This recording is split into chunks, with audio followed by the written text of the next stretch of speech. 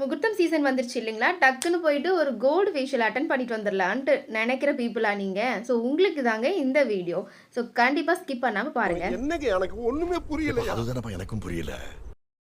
And உங்க skin tone எந்த டோன்ல இருக்குங்கிறதும் கண்டிப்பா நீங்க தெரிஞ்சு வச்சுக்கணும். அப்பதான் நான் சொல்ற இந்த ட்ரிக்கும் உங்களுக்கு புரியும். ஒரு கோல்டன் ஃபேஷியல்ல இவ்ளோ ப்ராப்ளம் இருக்கா? நீங்க டார்க் டூ மீடியம் ஸ்கின் டோனா? ஸோ இது தெரியாம நெறைய டைம் கோல்டன் ஃபேஷியலே ஒவ்வொரு பார்ட்டிக்கும், ஒரு ஃபங்ஷனுக்கும் நீங்க அட்டெண்ட் பண்ணிட்டு இருக்கீங்களா? So don't skip it. இல்ல புரியல. Why not suitable for all skin tone.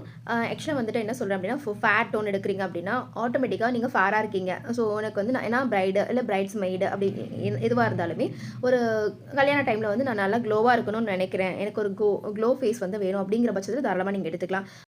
Dark tone and medium tone கண்டிப்பாக வந்துட்டு நீங்கள் ஆல்மோஸ்ட் வந்து ஒரு அந்த எல்லோ டிண்ட்டில் தான் இருப்பீங்க. வை பிகாஸ் கோல்டு கூட எல்லோ டிண்ட்டு தான். ஸோ ஆல்மோஸ்ட் நீங்கள் எல்லோ டிண்ட்டில் இருக்கும்போது நான் அதை ஃபேர் பண்ண தான் ட்ரை பண்ணணும். ஸோ முடிஞ்ச அளவுக்கு whitening facial or pearl facial இதில் எடுத்துக்கிட்டிங்கனாவே கலரும் டோன் டிஃப்ரென்ஸ் ஆகும். அண்ட் வந்துட்டு ஆட்டோமேட்டிக்காகவே ஸ்கின்ல ஒரு நல்ல ஒரு க்ளோ இருக்கும், ஷைன் இருக்கும். ஸோ ட்ரை பண்ணி பாருங்கள். ஐயோ போச்சே.